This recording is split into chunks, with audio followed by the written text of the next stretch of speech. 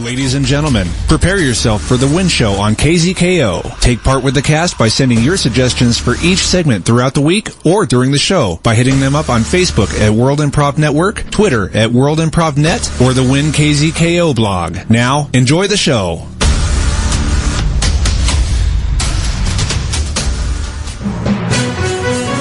It's local. It's global. You are listening to WIN World Local News. World Local News with Potter Smittss. Our top story today is brought to us by WIN contributor Jason of Washington, D.C. A man, while eating McDonald's in the U.S. city of Baltimore, Maryland, dropped his handgun, which then discharged and shot him. To hear why he chucked his piece while chowing on Ronald McDonald's delicacy and how he shot himself, let's go live to WIN senior food critic Fatty McFatterson, who's in Baltimore, Maryland with the greasy details. Mr. McFatterson? Well, yeah, I'm here at McDonald's, and I'm back here by the grill making some fries and hamburgers for myself. I can see the table past the counter where, oh boy, it's real hot back here.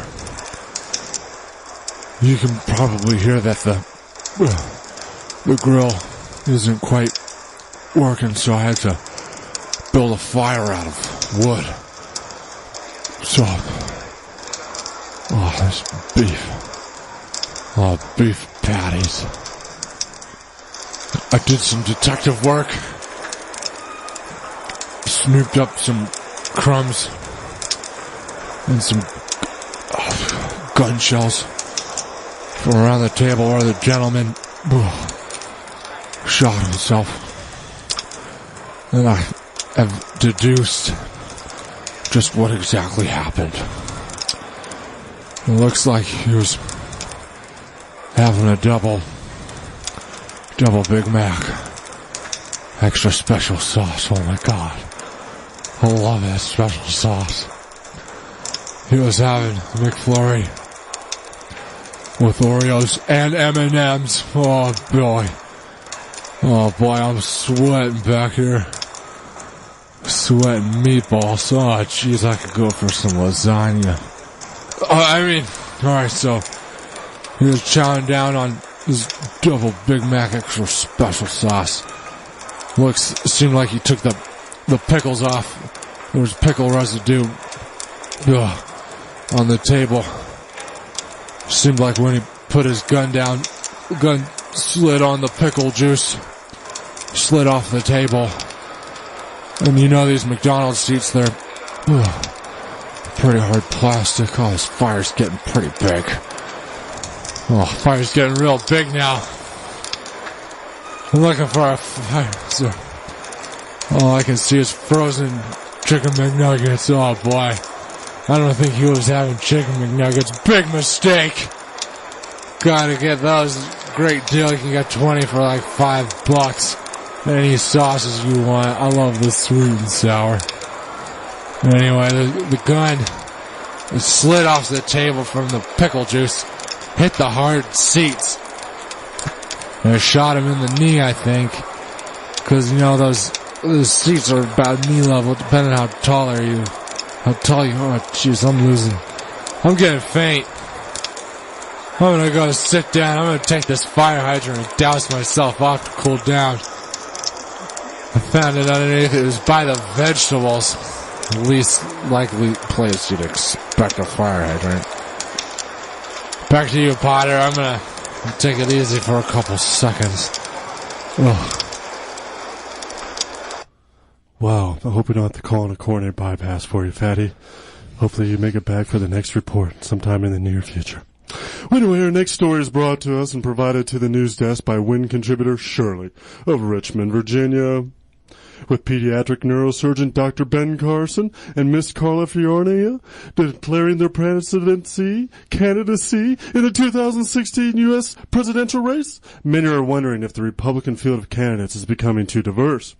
To hear how an African-American gentleman and a woman being added to a Republican field that already includes a Hispanic and a morbidly obese male will affect the 2016 race, let's go live to WIN senior political analyst, Plain Jane, who's in Pomona, California at the NHRA drag racing track. Miss Jane, what's going on out there? Well, it looks like there's a boxcar getting a tune-up, and I'm here with local and currently quite highly esteemed Pomona mechanic, Mr. Fletch Gunderson. How you doing today? I'm doing okay, Mr. Henderson. Do me a favor, Jane. Grab me that wrench right now. I'm kind of up here on the headers. Sure thing. Now, you talk to a lot of folks coming to the racetrack, and you've experienced mostly positive opinions about the variety of Republican candidates. It's kind of like a drag race, really, when you're looking at it. First, on the surface, you kind of think, well, I know who's going to win this one, right? He's got the most horsepower, he got the prettiest paint, and his girl's got the biggest boobs. So you know who's going to win that race. Who has the prettiest paint? The prettiest paint right now doesn't exist. They're all kind of plain Jane, kind of like the candidates until recently. Right? It used to be that John Force guy. He's a legend in our sport. He always had the prettiest paint and the prettiest chicks in the pit. But not anymore. Now it's just everybody's kind of across the way. Almost halfway androgynous. Nothing special stands out. Nothing at all. No. But now, when we come to the track these days, and you're going to have to take this in consideration. Now with these new candidates, oh my gosh. What are you doing? We got an African-American who's a neurosurgeon. We got a woman who's better looking than Hillary Clinton. We got a Hispanic who lives down in Florida. And we got a guy who eats more McDonald's than anyone I can imagine out there in New Jersey. How are we going to be able to choose who's going to be our next candidate? How will you choose, Mr. Henderson? Well, I'm going to kind of leave it up to the fates of the rich. I'm going to go inside my shop, or maybe if it's during a race day, going to take out the dragster, and I'm just going to start turning them wrenches. And wherever that nut falls, that's going to be the one I'm voting for. Well, there you have it. Mr. Henderson here is leaving his vote up to the fates. And I imagine in horsepower, he says. That's right. And I think that's what a lot of Americans are going to have to do next year. Leave it up to fate and horsepower. Fate and horsepower. Yep. Back to you, Potter Smittss. Well, thank you, Jane. Wow, that was exciting. I've never been on a drag trip. I would like to go out there sometime. Take a nice long trip and just travel around the whole country to all the drag races of the NHRA. Well, nonetheless, let's head over to the World Sports Desk and fired up Frank. He broke his kneecaps. So now we're going to have to go to Happy Harry, who's in the MGM Grand in Las Vegas, Nevada for post-file fight analysis of the Mayweather-Pacquiao fight, which is still doing at the MGM. Fiery. Oh, gosh. Well, I just had such a good time. I had to stick around and help with the cleanup. I thought a fight like that, you can't just leave, I mean, there's so many memories to relive. And the only way to gosh, there were a couple good punches in there, am I right? And there were a couple good ducks and dips and dives and whatnot. So, I'm just helping with the cleanup. And I'm going around to all the different seats, and I'm imagining what that fight looked like from that particular seat. And gosh, I've gotten through, well, there are about, 6,500 seats here, and I've gotten through about 500. So I've got a ways to go to really get the 360-degree. Gosh, a lot of people are upset that I'm here. I'm getting a lot of boos. One guy threw his soda drink at me because they got another fight going on. So, ouch. Sorry, I just stumbled. You bum, get out of here, you bum! Sorry, but hey, man.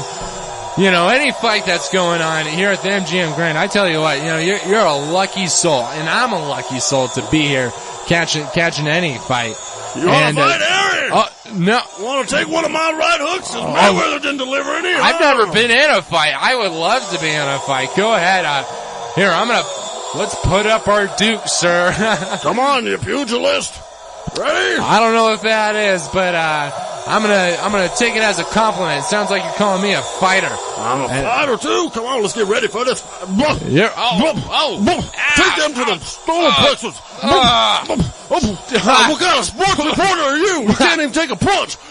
I'm just happy to be taking some punches. This is my first fight. Ow! Just got spit on. Oh, jeez. Wow, I've never been spit on, so this is, you know, I just feel blessed right now. Back to you, Potter. Well, thank you, Harry. Well, I guess that's getting thrown in the action since Fired Up's not around. Well, now let's get a check on the global weather, and let's check in with Tulip Sunspring, who's in Garland, Texas, at the first annual Profit Cartoon Drawing Festival. What you doing down there in Texas, Tulip? Well, right now, all the cartoonists are taking a 20-minute power nap to draw inspiration for their next illustrations. And I'm looking at a lot of different sleeping bags.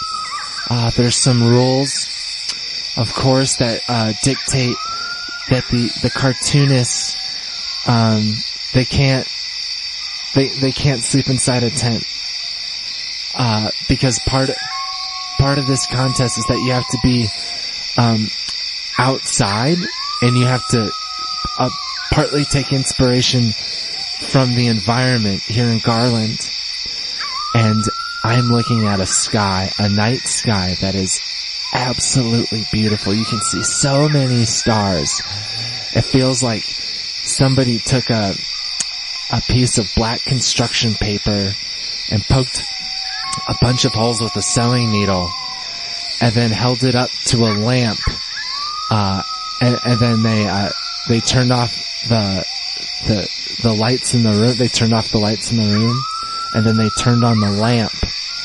And so all this light is coming in through this piece of black construction paper, and it makes for a marvelous night sky. And I think we're going to see a lot of great illustrations.